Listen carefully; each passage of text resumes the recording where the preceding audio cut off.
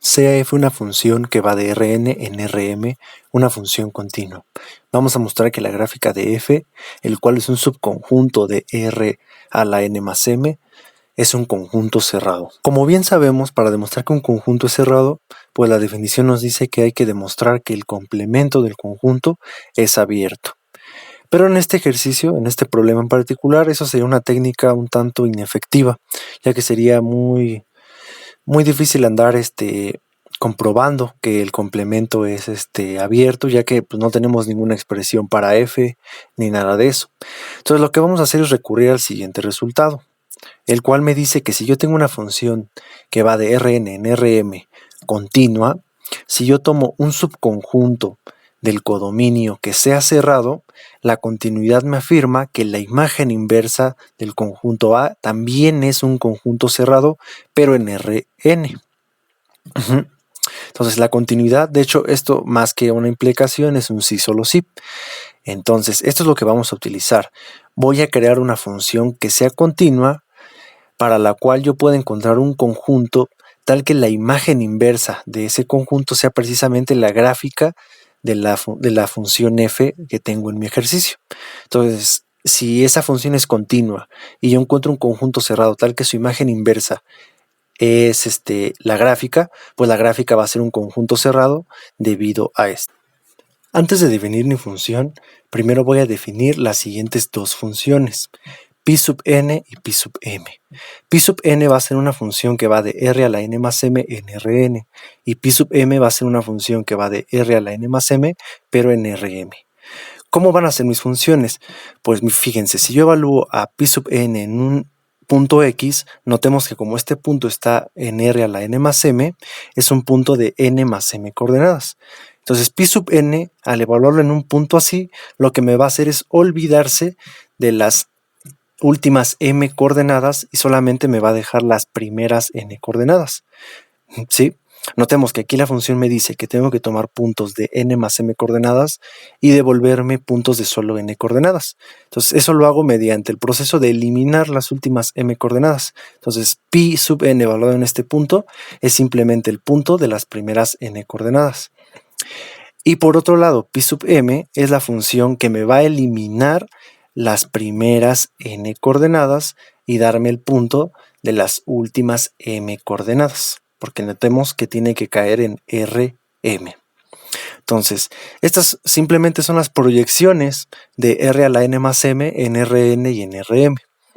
Entonces, demostrar que estas funciones son continuas es bastante sencillo, así que solamente lo daremos por hecho.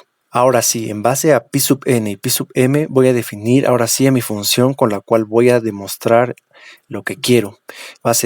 Voy a nombrar a f mayúscula, que va a ser una función que va de r a la n más m en Rm, y va a estar dada por la siguiente fórmula.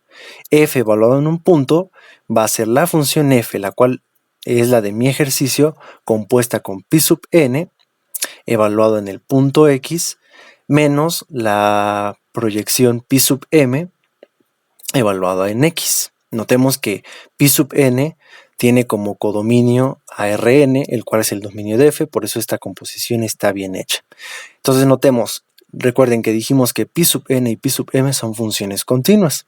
Entonces como f también es continua por hipótesis, la composición es continua y resta de funciones continua es continua. Por tanto, f es una función continua. Ahora, lo que haré es fijarme cuando f vale 0. Entonces, vamos a suponer que f de y, un punto y en r a la n más m, es igual a 0.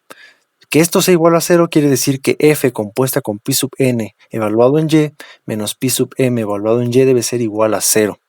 Entonces, si este que está restando lo paso sumando, obtengo que f compuesta con pi sub n es igual a pi sub m. Ahora, f compuesta con pi sub n evaluado en y es lo mismo que f evaluado en pi sub n de y. Ahora notemos que pi sub n de y, pues simplemente son las primeras n coordenadas del punto y. Y pi sub m de y, pues son las últimas m coordenadas del punto y. Entonces, fíjense, ¿qué es lo que me está diciendo esto? Esto me está diciendo que y pertenece a la gráfica de la función f, porque si nosotros evaluamos f en sus primeras coordenadas, Eso me da como resultado a la función evaluada en ese punto. Eso es lo que está diciendo esta igualdad.